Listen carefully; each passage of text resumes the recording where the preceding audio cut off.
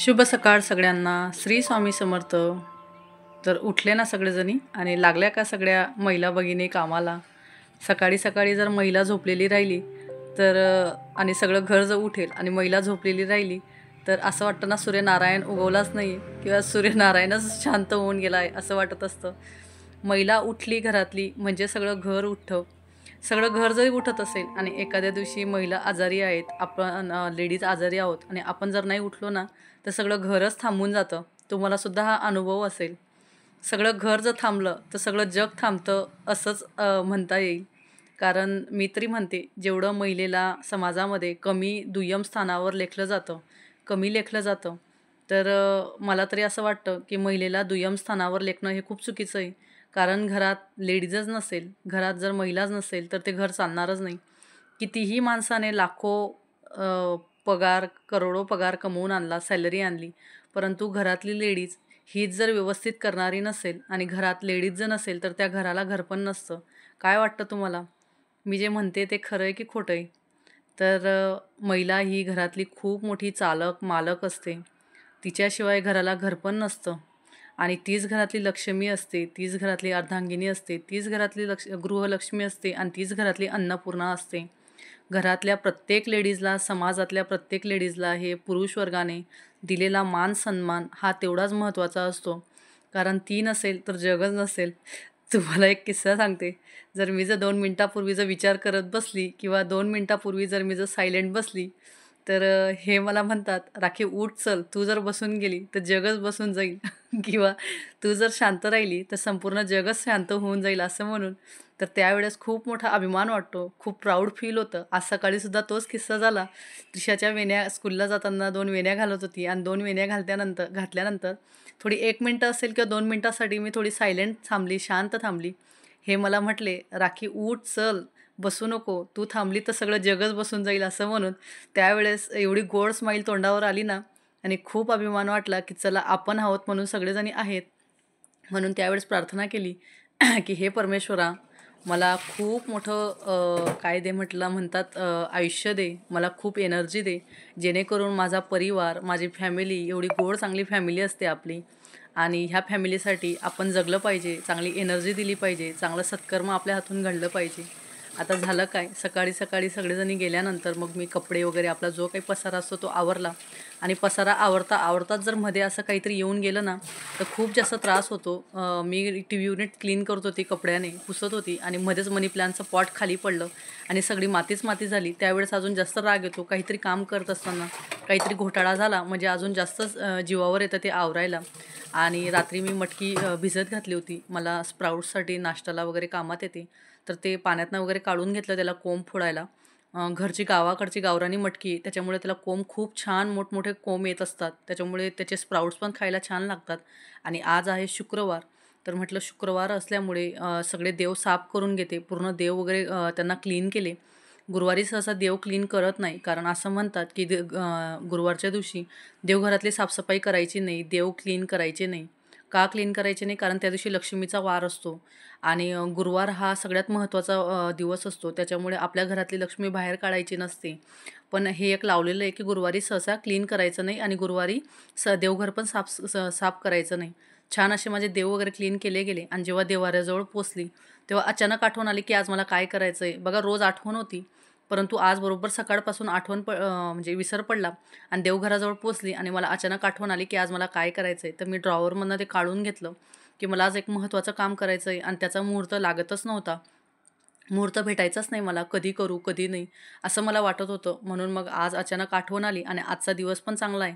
आजचा दिवस आहे शुक्रवार म्हणजे माता लक्ष्मीचा वार आहे. तर म्हटलं चला आज मुहूर्त पण लागला आहे, आठवणही आली आहे आणि त्यानंतर मग शुक्रवार पण आहे लक्ष्मीचा. तर मग आज त्याचं स्थापना करणं महत्त्वाचं आहे.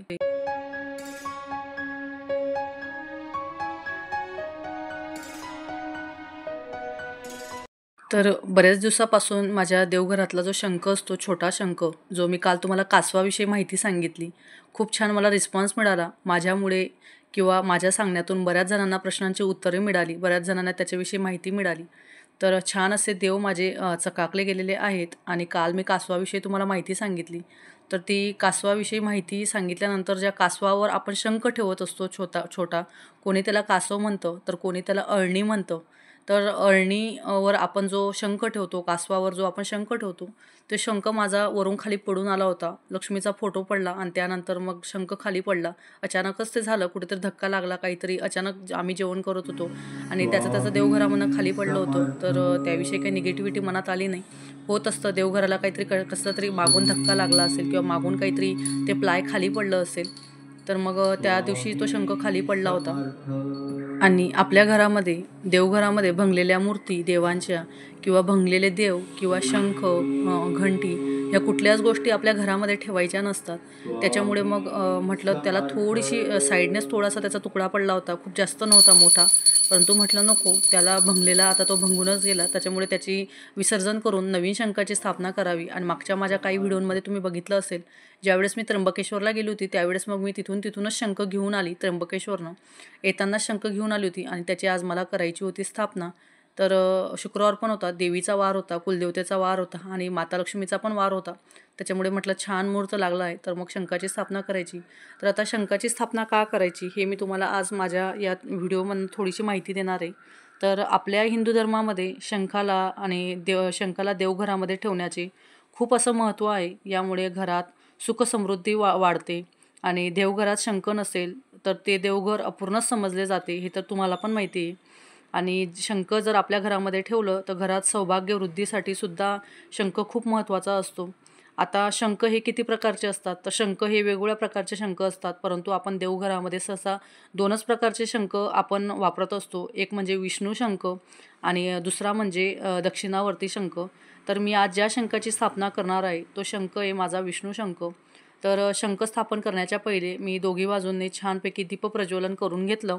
आणि शंख जेव्हा आपण आणत असतो नवीन, तर तो शंख त्याच्यामध्ये जीव नसतो किंवा त्याच्यामध्ये प्राण आलेला नसतो. कुठल्याही देवामध्ये आपण देवघरामध्ये आल्यानंतर डायरेक्ट काही जणी काय करतात, देवघरामध्ये आल्या डायरेक्ट मूर्तीची स्थापना करून देतात, डायरेक्ट मूर्ती ठेवून देतात, त्याची प्राणप्रतिष्ठा करत नाही. परंतु त्याच्यामध्ये जीव आणण्यासाठी, त्याच्यामध्ये प्राण आणण्यासाठी त्याची प्राणप्रतिष्ठा करावीच लागते.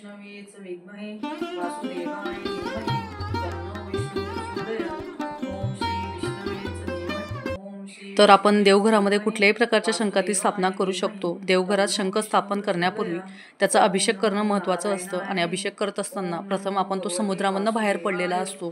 कारण की तो समुद्रामधनं बाहेर पडताना तो पूर्ण मातीचा असा भरलेला असतो. तर ज्यावेळेस समुद्र मंथन झाले होते आणि त्या मंथनातून 14 रत्न बाहेर आली होती आणि त्याच्यातून त्या शंखामधून म्हणजे समुद्र मंथनामधनं लक्ष्मीसोबत शंखसुद्धा बाहेर आला होता. ज्यावेळेस 14 रत्न बाहेर आली त्यावेळेस लक्ष्मी आली आणि लक्ष्मीच्या पाठोपाठ शंख आला, म्हणून शंखाला लक्ष्मीचा भाऊ असे म्हटले जाते. तर ज्यावेळेस आपण अभिषेक करत असतो त्यावेळेस साध्या पाण्याने अभिषेक करायचा. त्यानंतर मग दूध, पाणी, पंचामृत तुम्हाला ज्या गोष्टीने वाटेल त्या गोष्टीने तुम्ही अभिषेक करून घ्यायचा. दूध, पाणी मिक्स करून सुद्धा अभिषेक करू शकतो. आणि कारण की ज्यावेळेस आपण अभिषेक करतो त्यावेळेस गाईच्याच दुधाने अभिषेक करायचा असतो.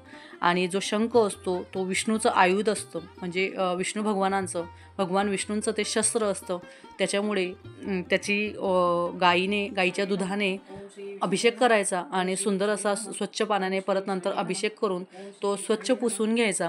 आणि ज्यावेळेस आपण भगवान विष्णूंचा तो आयुध असल्यामुळे, शस्त्र असल्यामुळे आपण भगवान विष्णूंचा बीजमंत्र म्हणू शकतो किंवा कंटिन्यू श्री विष्णवे नमः हे सुद्धा आपण म्हणू शकतो. ओम श्री विष्णवे नमः, ओम श्री विष्णवे नमः, ओम श्री विष्णवे नमः, ओम श्री विष्णवे नमः. आता त्याला छान एका कपड्याने पुसून घेतलं. देवाचा जो कपडा असतो, देवाचे वस्त्र असतो, जेव्हा आपण देव पुसतो अंघोळ झाल्यानंतर, तर ते पुसल्यानंतर एका डिशमध्ये त्याला त्याच्या अळणीमध्ये किंवा कासवाच्या स्टँडमध्ये त्याला ठेवून घेतलं. आणि कधीही शंख ठेवत असताना पूर्व पश्चिम दिशेलाच तो शंख ठेवायचा असतो. तुम्ही माझा याच्या अगोदरचा व्हिडिओ बघितला असेल, खूप जुना व्हिडिओ आहे की शंख कुठे ठेवावा, कसा ठेवावा, कुठल्या दिशेला ठेवावा. तर शंख हा पूर्व पश्चिम दिशेला ठेवावा. त्यानंतर मग त्याला छानपैकी फुलांमध्ये त्याला ठेवून फुलांमध्ये त्याचं स्थापना करून त्याची दीपप्रज्वलन करून अगरबत्ती दाखवून आणि त्याला हळद कुंकू याला अक्षदा वाहत नाही. शंखाला कधीही अक्षदा व्हायच्या नसतात, ही पण एक महत्त्वाची माहिती. शंखाला अक्षता वाहत नाही, त्याच्यामुळे हळद कुंकू आणि अष्टगंध व्हायला आणि त्याच्यानंतर छानपैकी त्याची अशी पूजा करून घेतली.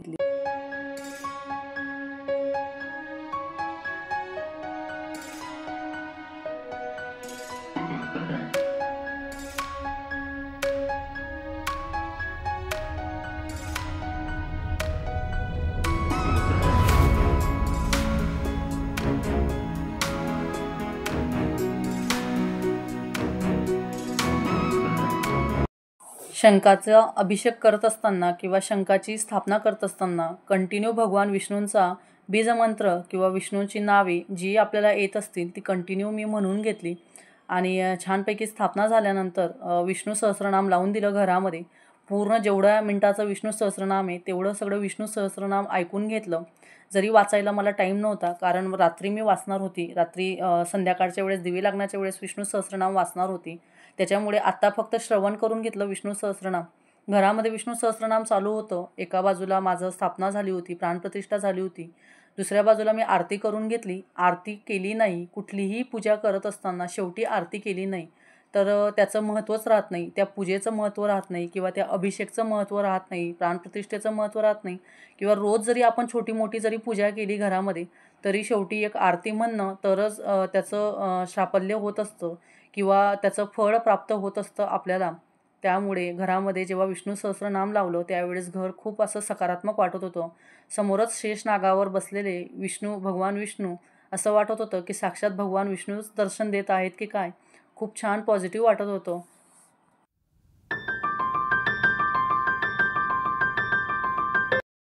आणि जेव्हा प्रसन्न वातावरणात प्रसन्न मानसिकता निर्माण होते आणि प्रसन्न मानसिकतेतून उत्कृष्ट कार्यक्षमता किंवा उत्कृष्ट यश आणि उत्कृष्ट प्रगती साधता येते ना आपल्याला, त्यावेळेस आपल्याला पडणारे अनेक प्रश्न आणि आपण त्या प्रश्नांमधनं कुठलाही डिसिजन घेऊ शकत नाही, कुठलाही व्यवस्थित निर्णय घेऊ शकत नाही. त्यावेळेस साधना करणं किंवा मंत्रजप करणं हे खूप महत्त्वाचं असतं. जर आपण स्टेबल नाही आहेत, स्थिर नाही आहेत तर आपल्याला ते डिसिजन व्यवस्थित घेऊ शकत नाही आपण आणि आपले ते डिसिजनसुद्धा नेहमी चुकत असतात. त्याच्यामुळे जर तुम्हाला बेचैन वाटत असेल किंवा आपल्याला जेव्हा बेचैन वाटतं, स्थिर वाटत नाही, त्यावेळेस मंत्रजप करणे, साधना करणे, स्वतःला स्टेबल करणे आणि घरातलं वातावरण, आपल्या मनातलं वातावरण प्रसन्न करणे खूप महत्त्वाचे असते. तर अशा प्रकारे आज मी छान अशी अभिषेक करून घेतला, प्राणप्रतिष्ठा करून घेतली आणि लक्ष्मी मातेला जी खीर आवडते, मग ती मखाण्याची असो किंवा शेवाळ्यांची असो किंवा गव्हाची तांदळाची कुठलीही खीर असो, तर मग मी इथं शेवाळ्यांच्या खीरचा नैवेद्य देऊन दिला. कुठला तरी एक गोड नैवेद्य द्यायचा असतो. मग ते तुम्ही साखर द्या, दूध साखर द्या किंवा मग तुम्ही फक्त खडीसाखर जरी ठेवली तरी चालेल. तर पण मग मी लक्ष्मी मातेचा, लक्ष्मी खुश तर भगवान विष्णू खुश असतात आणि विष्णू भगवान खुश असतात तर मग लक्ष्मी खुश असते. त्याच्यामुळे मग मी इथं खिरीचा नैवेद्य देऊन दिला छान असा. आजचा व्हिडिओ तुम्हाला कसा वाटला हे मला लाईक, शेअर, सबस्क्राईब करून सांगा. श्री स्वामी समर्थ. धन्यवाद.